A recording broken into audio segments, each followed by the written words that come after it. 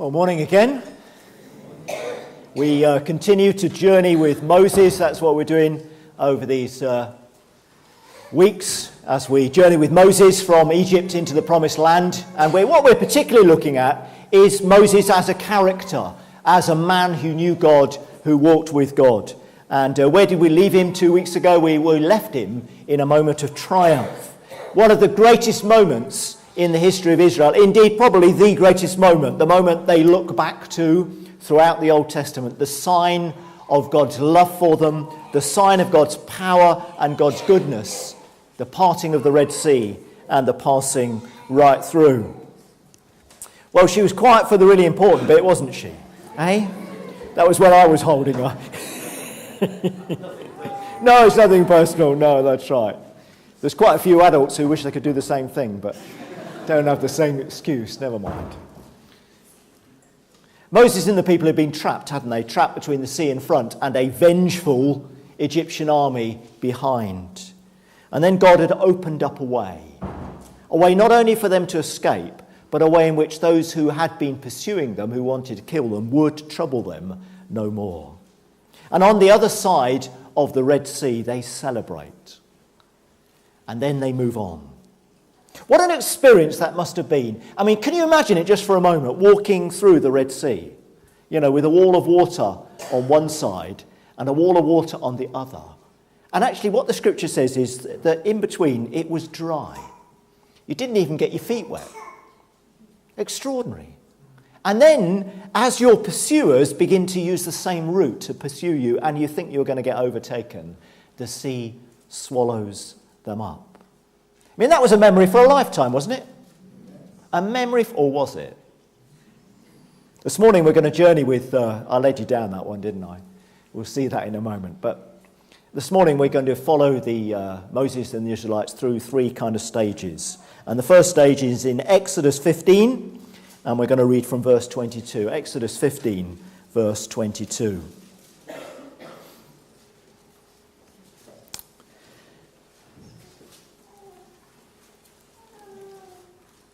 Then Moses led Israel from the Red Sea, and they went into the desert of Shur. For 3 days they travelled in the desert without finding water. When they came to Marah, they could not drink its water because it was bitter. That's why the place is called Marah. So the people grumbled against Moses, saying, "What are we to drink?" Then Moses cried out to the Lord, and the Lord showed him a piece of wood. He threw it into the water, and the water became sweet. Down to verse 27. Then they came to Elim, where there were 12 springs and 70 palm trees, and they camped there near the water.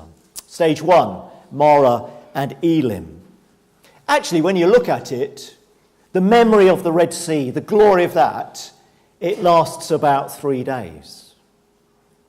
3 days into the desert, and they're moaning and complaining. Now, before we jump on their backs, do you recognise anything familiar in that?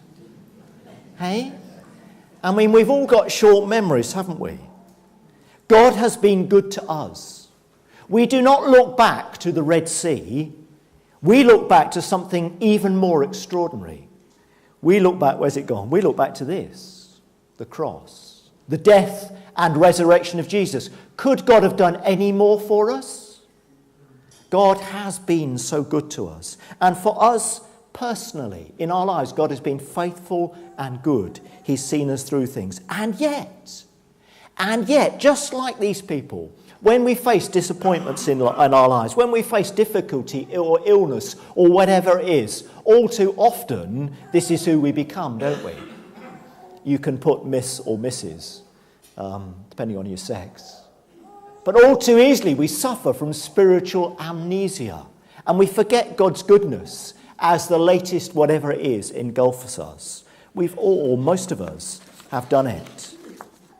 It's why we need to be in this book regularly. It's why we need continually to remind ourselves of the faithfulness and the goodness of God. It's why the commandment at communion is to remember. Remember me, says Jesus. Remember all that I've done for you. And of course, communion finds its roots in the Passover. And the Passover was a remembrance of what? What we're reading about, the Exodus, the escape of God's people from Egypt. We need to remember. And in those times in our lives that we face, not a physical place like this, but either a spiritual or an emotional desert where it seems there is no water, there is no refreshment, there is no life in our lives, in those moments we need to remember. Remember the goodness of God. Remember that he is faithful. Remember that he has not given up on us. And that he is good and his love endures forever. Glad to know you're still awake. And then Moses finds water. And all our problems are solved. Only you can't drink it. Don't forget, this may be a place Moses knows. Because Moses is now on familiar territory. This is literally Moses' backyard now, where they are. Because Moses has been a shepherd here for 40 years. And he knows the watering places. He knows the stop-off places. He knows all about it. And yet when he gets there, it doesn't work. The water is undrinkable. It's bitter. And so God shows him this tree. And actually there are a number of trees that it could have been that if you throw into brackish water or you put in brackish water, it turns the water sweet. But Moses didn't know that. And so God shows him a tree. And he says to Moses, do this daft thing, throw the tree in and it'll all be all right. Okay.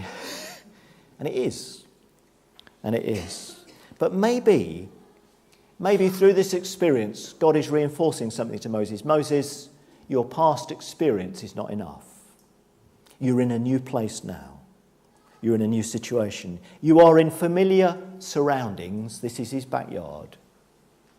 But the old ways won't work. None of this you can do now on your own. You must learn to depend upon me in ways that you have never done before. Even the tried and tested ways won't work. Even the watering holes you've been to before will not work. Moses spent 40 years looking after a small flock of sheep in this very place. Now he is responsible for up to 2.5 million people. It's not the same. And I sense, and I may be wrong because I often am, but I sense that for some of us this morning, this is the call of God on our lives. We are entering, or you may already be in it, a new phase in your walk with God. You are going to be in familiar surroundings, but the old patterns won't work. Because God is calling you to a deeper place of dependence upon him, a deeper reliance upon him, because he wants you to be more fruitful. It's a familiar place, familiar surroundings, but the old won't work in this new place. But once again, what I want you to notice is Moses' character in this place. 40 years as a shepherd, God has been shaping Moses' character. He's been getting him ready for the greatest challenge of his life. And now, I don't know about you, I've got 2.5 million people behind me. We've gone 3 days into the desert. Now I've found some water and it's not working. What would you do? Panic. Yeah, that's the very, very phrase I'm thinking of. Oh, don't panic, Captain Mannering. Terrifying. There doesn't seem to be a lot of panic. Well, it does say Moses cried out to the Lord, but he goes to the right place, doesn't he? He goes to God. He turns to God. And once actually they've had this lesson established, then they move on to a much easier place. Sometimes that's true in our lives, isn't it? God takes us into a hard place, and then at last we get out into Elim. 12 springs, one for each tribe. And they camped there. But that wasn't their destination because they move on. Let's read the next stage, which flows straight on. Exodus 16, verse 1 even. Exodus 16, verse 1. The whole Israelite community set out from Elim came to the desert of Sin. It's the desert of Sin probably because it's where Sinai was. Okay? That's why it's the desert of Sin, nothing to do with disobedience, although there is some of that, which is between Elim and Sinai on the 15th day of the second month after they'd come out of Egypt. In the desert, the whole community grumbled against Moses and Aaron. The Israelites said to them, "If only we'd died by the Lord's hand in Egypt. There we sat round pots of meat and ate all the food we wanted. But you've brought us out into this desert to starve this entire assembly to death." No pressure there then. Verse 4, then the Lord said to Moses, I will rain down bread from heaven for you. The people are to go out each day and gather enough for that day. In this way I will test them and see whether they will follow my instructions. On the 6th day they are to prepare what they bring in, and that is to be twice as much as they gather on the other days. So Moses and Aaron said to all the Israelites, in the evening you will know that it was the Lord who brought you out of Egypt. And in the morning you will see the glory of the Lord, because he's heard your grumbling against him. Who are we that you should grumble against us? Moses also said, you will know that it was the Lord when he gives you meat to eat in the evening and all the bread you want in the morning, because he's heard your grumbling against him. Who are we? You're not grumbling against us, but against the Lord. Then Moses said to Aaron, say to the entire Israelite community, come before the Lord, for he's heard your grumbling. While Aaron was speaking to the whole Israelite community, they looked towards the desert, and there was the glory of the Lord appearing in the cloud. The Lord said to Moses, I've heard the grumbling of the Israelites. Tell them, at twilight you will eat meat, and in the morning you will be filled with bread. Then you will know that I am the Lord your God. That evening quail came and covered the camp, and in the morning there was a layer of dew around the camp. When the dew was gone, thin flakes like frost on the ground appeared on the desert floor. When the Israelites saw it, they said to each other, what is it? For they did not know what it was. Moses said to them, it's the bread the Lord has given you to eat. This is what the Lord has commanded. Each one is to gather as much as he needs. Takes an omer for each person you have in your tent. It's a bit of a developing theme through these passages, aren't they? Verse 2. In the desert, the whole community grumbled against Moses and Aaron. This is going to be like the soundtrack running in the background of Moses' experience over the next few years. Just want to draw two things out of this passage. First one is the danger of spiritual nostalgia. Verse 3, what do they cry? We were much better off in Egypt. If only we'd died by the Lord's hand in Egypt. There we sat around pots of meat, ate all the food we wanted. Please note, nostalgia is never a true reflection of the past. What they say is true, but it's not the whole truth. They're omitting something, aren't they? They may have had as much to eat as they wanted, but they were slaves. They were held captive by a despot. Many of us in this place this morning can look back on happy days. Some of us can't. Some of us have had very difficult days in the past. Looking back on good times is great. But the danger is that when we look back through these things, don't we? Rose-tinted spectacles. Can I also say that spiritual nostalgia is not just a danger for older people? In my life as a minister, I would say that actually spiritual nostalgia is a greater danger amongst the middle-aged. Don't know whether you fall into the category of middle-aged these days. For me, middle-age gets older and older as I get older. Anyway, we won't go there. But it's worse than that. It's worse than that, because this is what nostalgia can do. It can rob us of the joy and the wonder of the present. That's what's happening here. These people are free. They are in the midst of something absolutely extraordinary, and they don't see it. What do they choose? In the place of life, they choose death. Oh, if only we'd died back in Egypt. What a terrible thing to say. And that's the danger of spiritual nostalgia. It robs us of the wonder and the joy of what God is doing now. However good the past, we can't go back there. Unless we're Doctor Who. We can't go back there. And if we just pine after the past, we are robbed of the joy and the wonder of the present. Yeah, what God is doing now is different to what he did in the past. But he is doing something now. And these people are robbed of that. But notice again, Moses' strength of character. I don't know how you would have reacted as Moses by this stage. I think I would have really flipped at this point. I think I would have got in somebody's face and gone, "What?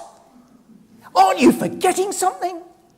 Aren't you forgetting the beatings, the misery, the oppression? Aren't you forgetting something?" Moses never gets close to that, does he?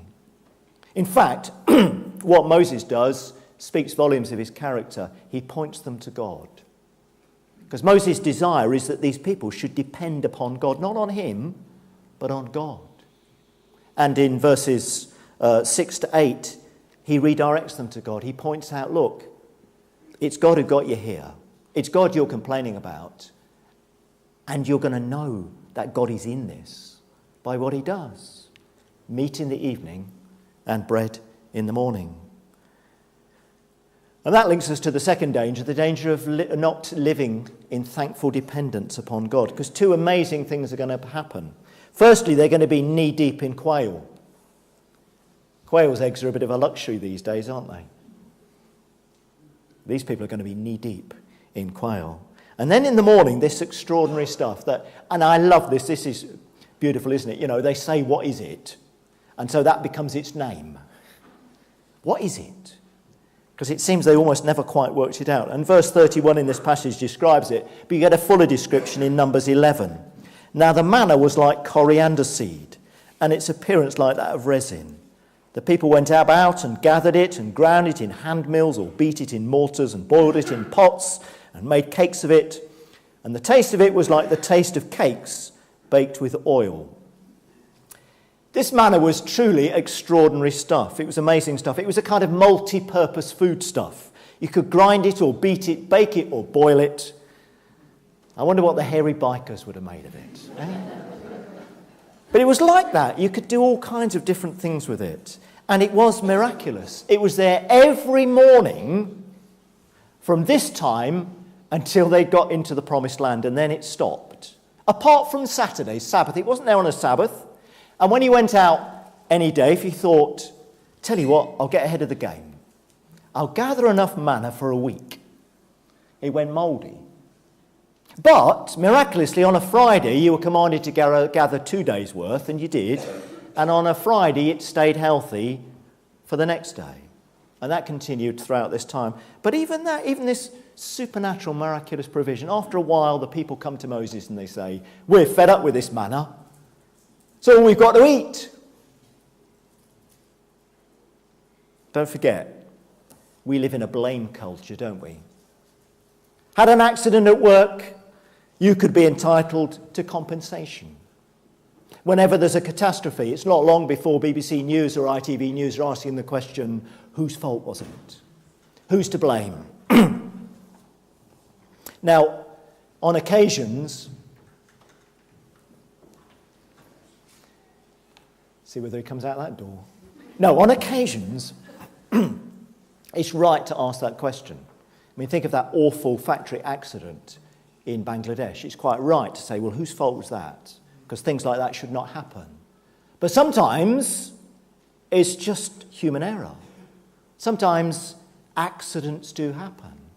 But this is the culture in which we live. And we need to take careful note of passages like this. Because if we adopt the culture of our world, forever complaining and blaming others, it damages us as people, and it can prevent us entering into all the good things that God has for us. You see, if we continue sowing complaint into our lives, what's the fruit? If we keep sowing complaint, we are never satisfied. It's never good enough. It's never enough. Just like these people, they are not able to enter into the wonder of what God is doing in their very midst because they're too busy complaining. So what's the antidote? What's the antidote to the poison of complaining? The antidote is the discipline of thankfulness. Being thankful for small things. And that's a real challenge in our consumer culture, because our consumer culture, all the advertising that we're exposed to all the time, it wants to stir up in us a dissatisfaction with what we've got in order that we might purchase the next thing. That's what it's aimed to do. And in the midst of that, we need to react against it by developing in our lives thankfulness for small things. And we can cultivate that.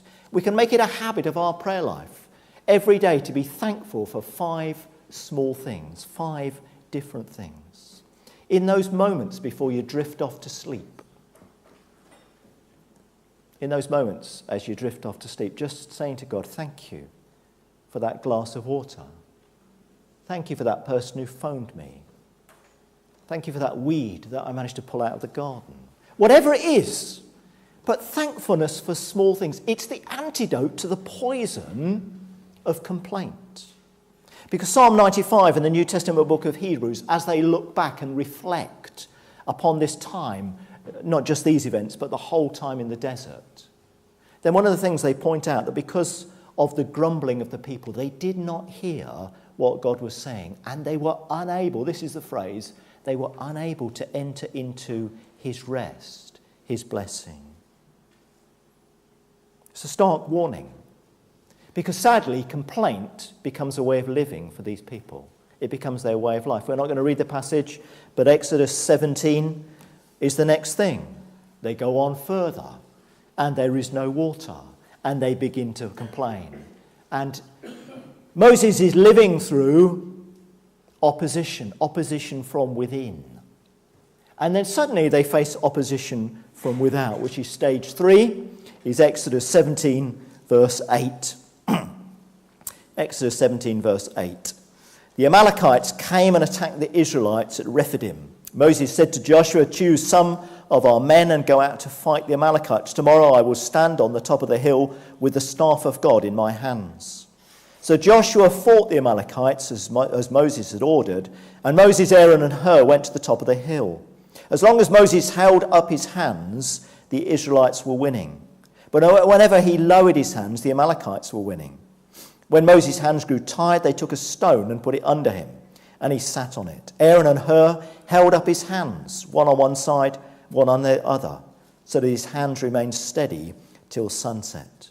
So Joshua overcame the Amalekite army with the sword.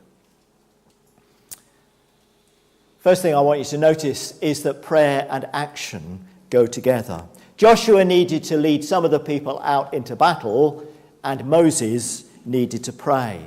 The situation demanded both. As the passage tells us quite clearly, Joshua, without Moses' prayer backing, failed.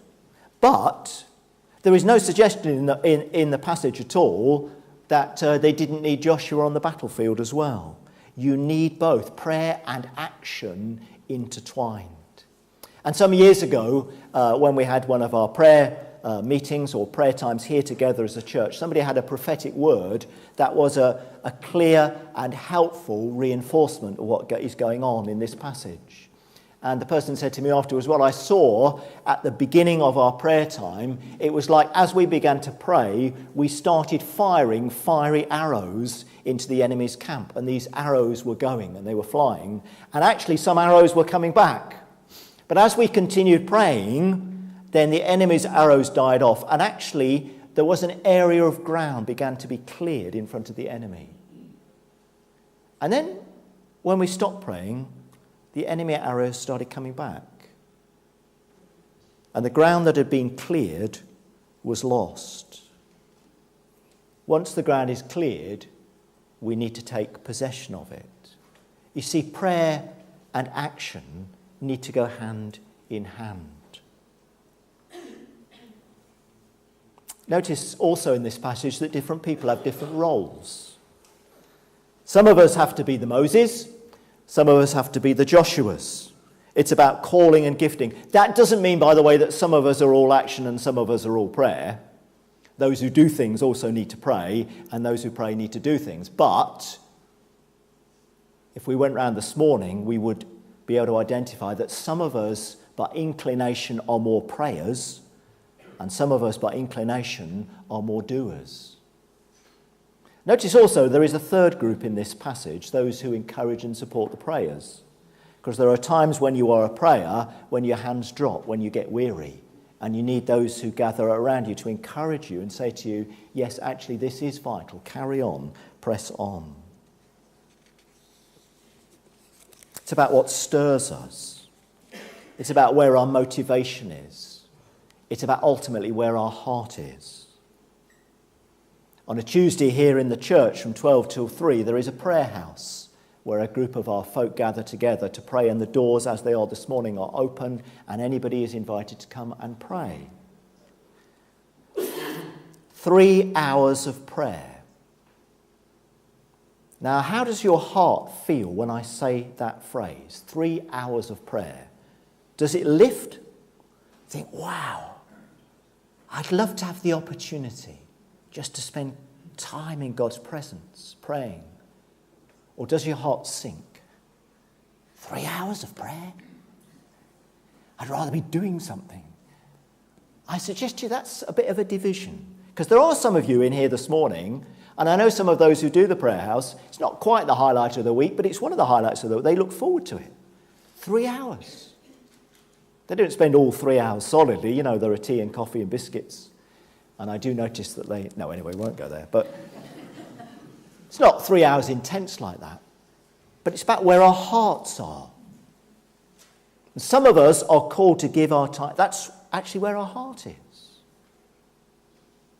But we need one another. We need one another. And we need as a church to see those two things come more closely together, so that the prayers are clearing the ground and those who are doing things are taking the ground. If you're a prayer, who have you got to pray for? Who are you clearing the ground for? If you're an activist, who prays for you? Who do you let know about what's going on so that they can pray specifically into that situation? Is that something that you as a cell group need to have a conversation about who are the prayers and who are the doers, and bring it together in that small group? One of the things you could do if you are an activist is you could email the church office here with your prayer request weekly. That can go before the prayer house. Or you could speak to my wife Lynn, or Sue Franklin, or Chris Mansell, or Michael Sandy Taylor, or Mel, any of those folk involved in the prayer house. And you can get that prayer backing for what you're doing. And also notice an irony in this passage. There's not much complaining going on, is there? And I also notice that in the church. This is not a dig. This is just an observation. That sometimes in the church we slide into grumbling when we think the church is about us and the church is there to meet our needs.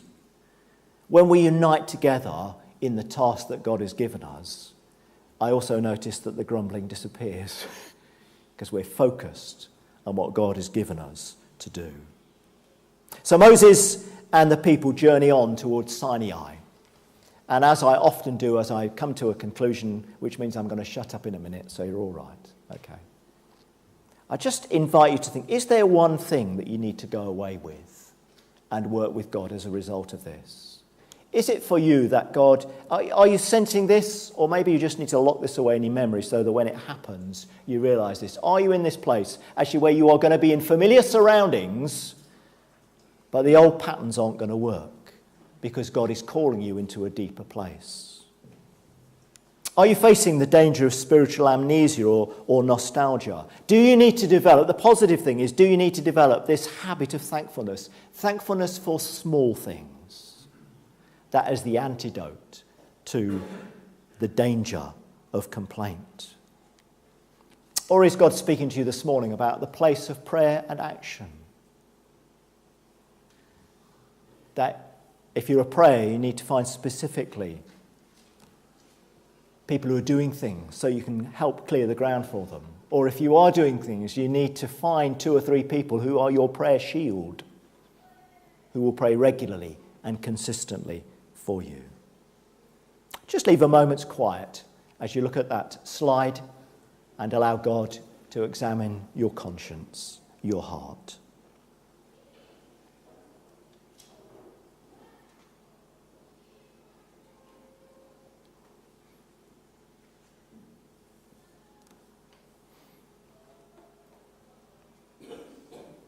And so, Lord, may your word take root in our hearts and bear fruit in our lives. In the mighty name of Jesus. Amen.